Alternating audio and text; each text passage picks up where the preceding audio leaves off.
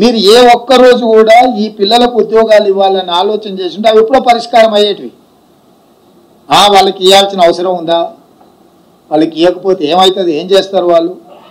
నిర్లక్ష్య ధోరణితో మీరు ఎక్కడికక్కడ గాలికి వదిలేస్తే ఒక్కొక్క శాఖ స్టాఫ్ నర్సులను 6,956 నియామకాలు చేపట్టింది. పోలీసు, ఫైర్ అండ్ ఎక్సైజ్ డిపార్ట్మెంట్లలో దాదాపుగా 15,000 ఉద్యోగ నియామకాలు చేపట్టింది.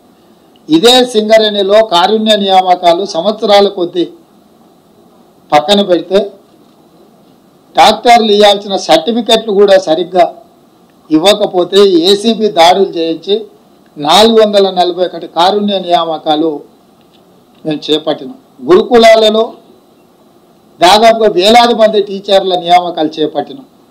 రేపు మార్చి 2 రోజు మళ్ళీ ఇంకొక 6,000 పైచీలకు ప్రభుత్వ ఉద్యోగాలు నిరుద్యోగులకు ఇవ్వబోతున్నాము. దాదాపుగా 70 రోజుల్లో 30,000 పైచీలకు ప్రభుత్వ ఉద్యోగాలు చేపట్టడం ద్వారా నిరుద్యోగ యువకుల యొక్క ఆందోళనని, ఆకాంక్షల్ని దృష్టిలో పెట్టుకొని మా ప్రభుత్వం పనిచేస్తుంది. మీరు ఎక్కడికక్కడ వదిలేసిపోయిన సంసారాన్ని చక్కదిద్దే ప్రయత్నం చేసుకుంటూ ఉద్యోగ నియామకాలు చేపడుతూ మీరు ఎక్కడికక్కడ కట్టి కూలగొట్టిన ప్రాజెక్టుల వాటిని ఎట్లా చక్కదిద్దాలనో తెలియక తల ప్రాణం తోకొకొస్తుంది. రోజుల కొద్ది వాటిని చూసినా కూడా అర్థం కాని పరిస్థితులు.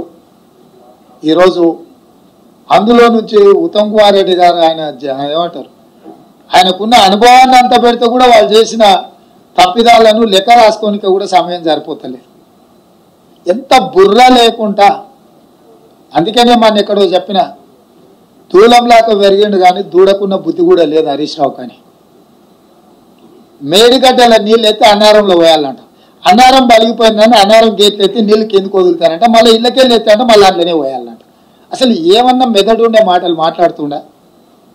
మేడిగడ్డల నీళ్ళు ఎత్తితే పోయాల్సింది అన్నారంలో. అన్నారం ఆల్రెడీ పలిగిపోయింది అని అన్నారంలో గేట్లు తీసి అన్నారంలో ఉన్న నీళ్లు కిందికి వదిలినాం. మేడిగడ్డ కుంగిపోయిందని చెప్పి మేడిగడ్డలు ఉన్న నీళ్లు సముద్రానికి వదిలినాం. ఇందులో నుంచి ఎత్తి అందులో పోసి, అందులో నుంచి ఎత్తి ఇందులో పోసి కాకి లెక్కలు రాసి 1,00,000 కోట్లు మింగి ఇవాళ అది మొత్తం కుంగిపోయిందాన్ని ఎట్లా బాగు చేయాలో దానికి సలహా చెప్పరు. పోదని రా చూసేద్దామంటే రారు.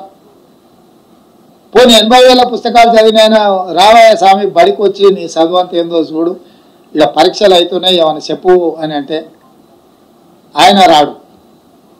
వచ్చిన అల్లుడేమో నోరు తెరిస్తే అబద్ధమే. అంటే ఈరోజు నీళ్ళ విషయంలో వాళ్ళు చేసింది దోపిడే.